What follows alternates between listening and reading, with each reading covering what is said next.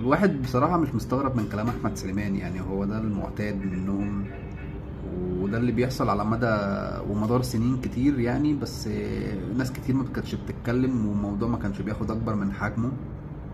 اللي حصل ده كشف لنا حاجات كتير آه، بتبين طريقة تعامل النادي الأهلي مع المنتخب وطريقة تعامل نادي الزمالك مع المنتخب. وخصوصا لما نشوف تصريحات أحمد سليمان عضو مجلس الإدارة، اللي كانت صدمة لناس كتير يعني، غير زملكاوية، لأن طبعا نادي الزملكاوية مؤيدينه في كل كلام هو بيقوله يعني. الراجل طلع على الهوا وقال كلام زي إن الزمالك يقدر يمنع لعيبته من الانضمام للمنتخب، ولمجرد إن في لعيبة بتقعد احتياطي يعني. دي حاجة مأسوف عليها يعني بصراحة، ودي بجد مصيبة كبيرة يعني. لأن ده بيبين إن في ناس مش فاهمة قوانين الاتحاد الدولي، وإن ده ممكن يعرض النادي واللعيبة لعقوبات كتير. يعني هنتكلم في شوية نقط مهمة كده وهنختصر الموضوع يعني.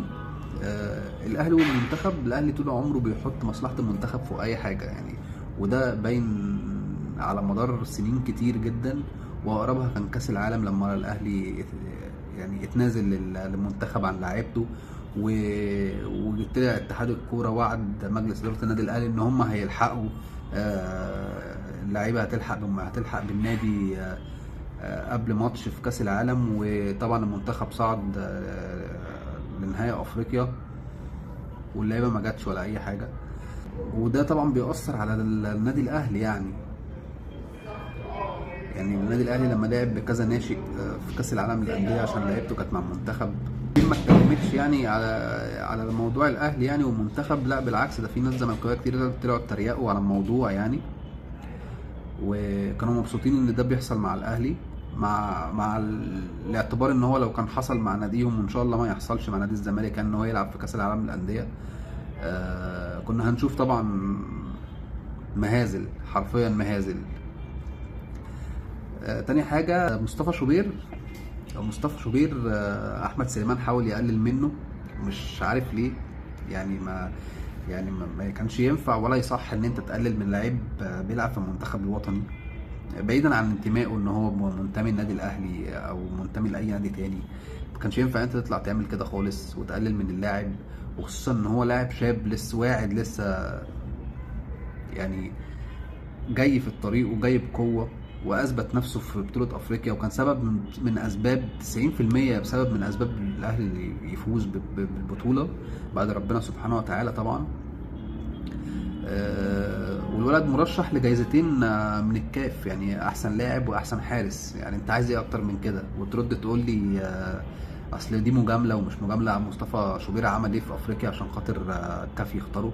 لا، مصطفى شوبير لعب 9 ماتشات، 9 كلين شيت، اتشاط عليه 29 شوطة، 15 شوطة منهم أو 19 شوطة جوه المنطقة صدهم يعني.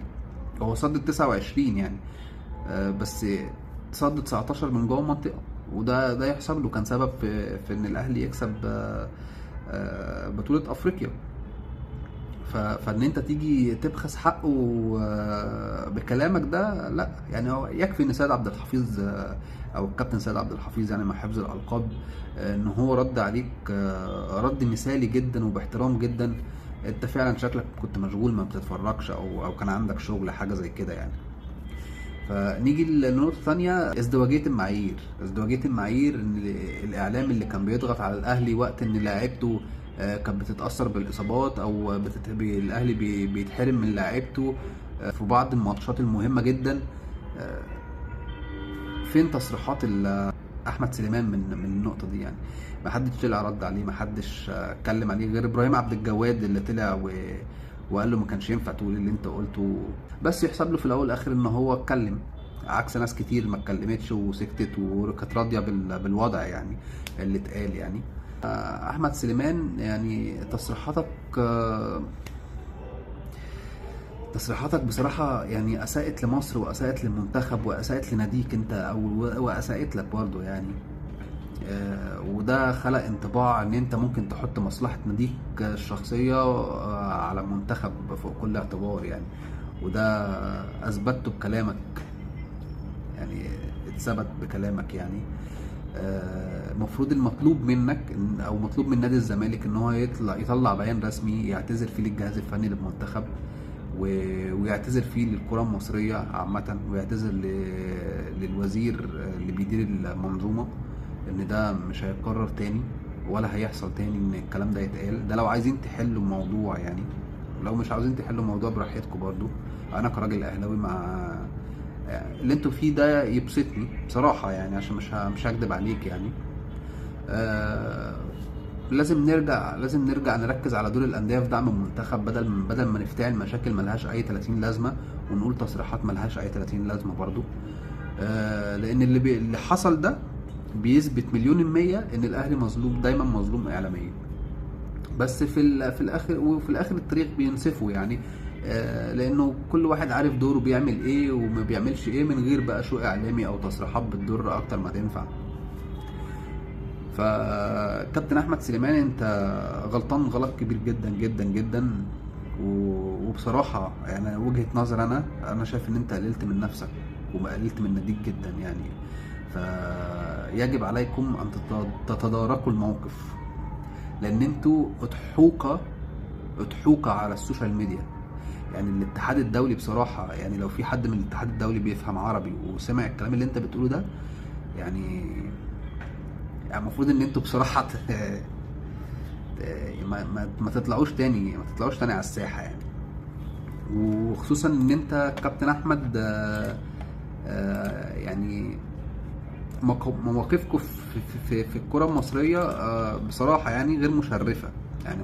مواقفكم في مواقف الزمالك في الكره المصريه غير مشرفه نهائيا يعني. فما كانش ينفع تطلع تقول الكلام ده، لان انت في سوابق ليك كتير جدا يعني حصلت، واستفادات استفدتها من الرياضه المصريه على عكس ما الكره المصريه استفادت منك يعني. فانت ما كانش ينفع تطلع تقول اللي انت قلته ده يعني. الدوله بتديك قروض بالدولار في بلد عملتها بالجنيه، وما بتدفعش ضرايب ولا مستحقات، وبتسجل لعيبه ببلاش وبضمان قروض على اراضي مسحوبه منك اساسا يعني. ورغم كده بتطلع يعني الناس المسؤولين عندكم بيطلعوا يهروا باي كلام. ده بخلاف بقى طبعا ان انت بتروح تشتري من لعيبه من انديه المؤسسات بالتقسيط، ورؤساء الانديه يطلع منهم واحد قبل كده اقل مدرب عشان خاطر كسب الزمالك، ويقول لك عايز ابقى جامد زيك. فحاجات ما بتطلعش غير منكم انتوا يعني. وطبعا مش يعني لا اخفي عليك بقى ان انت ما بتدفعش ضرايب، وديونك بتتجدول من اتحاد الكوره، وبتسجل لعيبه من غير ما تدفع ولا مليم. ده في كل الالعاب مش الكوره بس يعني، عشان ده في كل الالعاب بيحصل كده يعني. وبتشارك في البطولات بكروت فكه. وبترجع في الاخر تقول لي انا عايز ابقى جامد زيك. عايز تبقى جامد زي ازاي يعني؟ يعني انت من البدايه انت واحد فاشل مستني ان الناس تساعده، وبتطلع السلم بفشلك بمساعدة الناس الآخرين. ف يعني كلامك ما كانش ينفع ان انت تطلع تقوله قصاد ان كان اللي ماسكين الرياضة في مصر بيساعدوك وبيساعدوا ناديك كتير جدا يعني. فدي سقطة تاريخية منكم ظهرت كده في وسط الاعلام كده، وفي وسط الحاجات المضحكه اللي انتوا عمالين تنزلوها علينا يعني.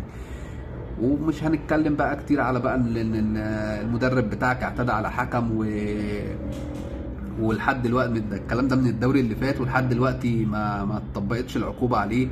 وجمال علام بعد ما لجنه الانضباط صدرت العقوبه، جمال علام فضل حاطط الورق في الدرجه ومرضيش يعاقب المدير الفني بتاعك لحد ما يجي الاستاذ هاني ابو ريده ورمى الموضوع على الاستاذ هاني ومش عارف ايه حاجات يعني بتتقال كده وبتحصل ما كانش ينفع ان هي تحصل يعني. المفروض احنا في الاول والاخر بنلعب كوره، دي رياضه في الاول والاخر، فيها كسبان فيها خسران.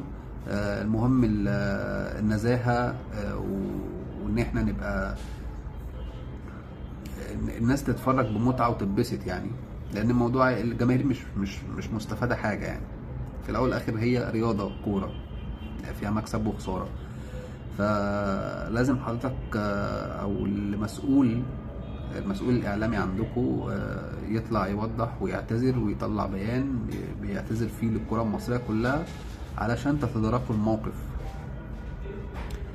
ويعني مش عايزين ننسى بقى ان انت لازم تعتذر لوزير الرياضة، ده اول حاجة، لان الراجل ده بصراحة يعني عدى العيب مع نادي الزمالك. يعني دعم دعم دعم دعم وفي الاخر تقول له اصل انا مش ممكن امنع لعيبتي عن المنتخب، لا ما ينفعش. فلازم تهدوا اللعب شوية عشان انتوا بوظتوا الدنيا يعني.